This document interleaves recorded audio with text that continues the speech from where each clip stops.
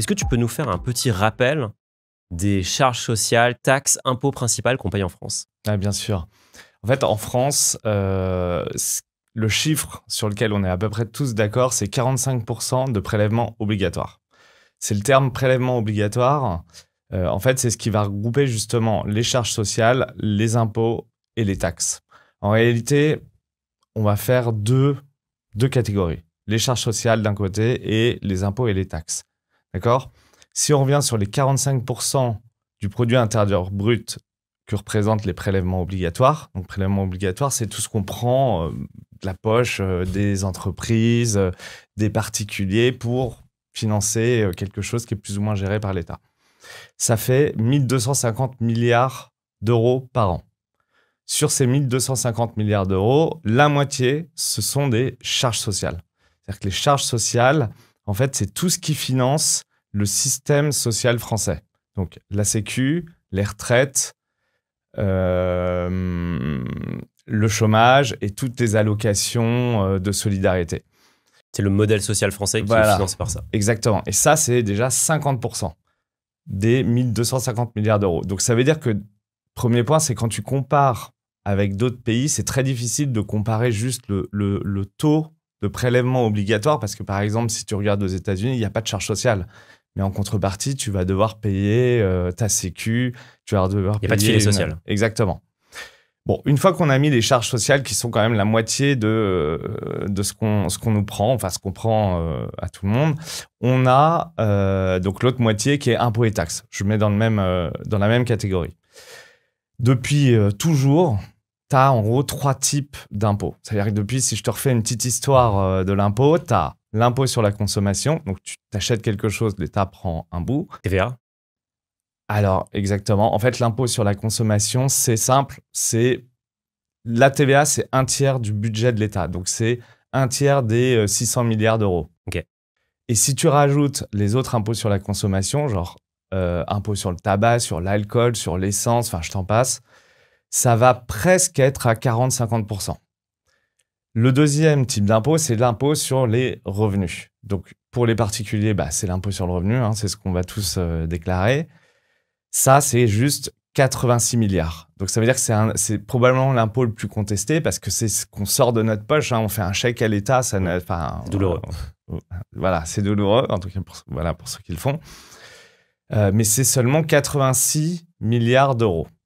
Et l'impôt sur les sociétés, donc c'est l'impôt, c'est les 25% que payent les sociétés sur leurs résultats. Et donc en fait, l'impôt sur les revenus, celui dont on parle le plus, celui qui fait le plus débat politiquement, celui où vraiment on a l'impression de faire un chèque, c'est juste 12% des prélèvements obligatoires. Donc c'est finalement assez peu. C'est le plus clivant, mais c'est assez faible pour l'État. Et la dernière bucket d'impôts, c'est l'impôt sur sur le patrimoine. Et ça, c'est la taxe foncière qui est payée par tous les propriétaires immobiliers, mais qui est aussi payée par les entreprises.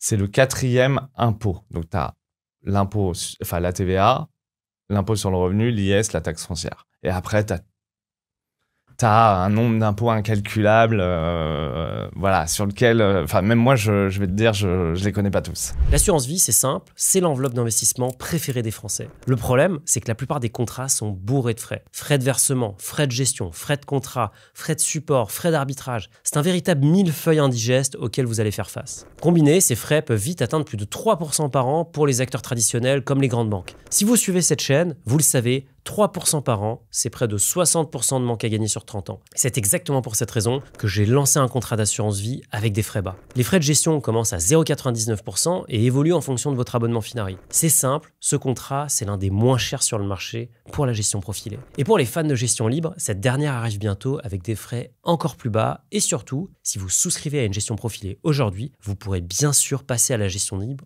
lorsqu'elle sera disponible. Cliquez sur le lien dans la description ou scannez le QR code qui s'affiche à l'écran afin de démarrer l'ouverture de votre contrat. Ce qui est intéressant d'ailleurs, c'est que la TVA, quelque part, c'est un impôt qui est payé par tous, mais qui ne différencie pas, qui n'est pas différencié en fonction du niveau de revenu de la personne. Donc, tout le monde passe à la caisse, qu'on soit riche ou pauvre, au même tarif. Exactement. Alors, au même tarif. Après, c'est un impôt qui... là, en ce moment, il n'y a pas beaucoup de débat là-dessus. Mais justement, c'est un impôt qui est très clivant politiquement parce qu'il ne fait pas de distinction entre le fait d'être riche ou pas. Et donc, si tu veux, si tu as quelqu'un qui est obligé de consommer, quelqu'un qui a un revenu modeste, il est obligé de consommer tout son revenu. Donc, en fait, par rapport à son revenu, c'est lui qui va consommer le plus et donc payer le plus de TVA en proportion de son revenu. C'est pour ça que souvent, on parle d'un impôt injuste et c'est pour ça que quand on compare le niveau d'imposition en prenant pas juste l'IR, mais le niveau d'imposition des riches et des pauvres par rapport à leurs revenus, bah c'est pour ça. Enfin, les pauvres, j'aime pas le terme. Les plus modestes, on dit souvent que les riches payent moins d'impôts quand on fait vraiment la masse de tout. Parce qu'en fait, ils n'ont pas besoin de consommer tous leurs revenus. Et d'ailleurs, si je reviens, on a quand même fait une distinction. Ça veut dire que maintenant, dans les taux de TVA, si tu veux, tu as plusieurs taux de TVA qui sont censés être taux réduits, si je te la fais court, sur les produits de première nécessité, taux moyen pour ce qui est et taux de 20% pour ce qu'on considère comme pas accessoire, mais disons que tu peux vivre sans. Un iPhone, c'est 20%, quoi. En gros. Voilà, c'est ça. Et les pâtes, ce sera 5.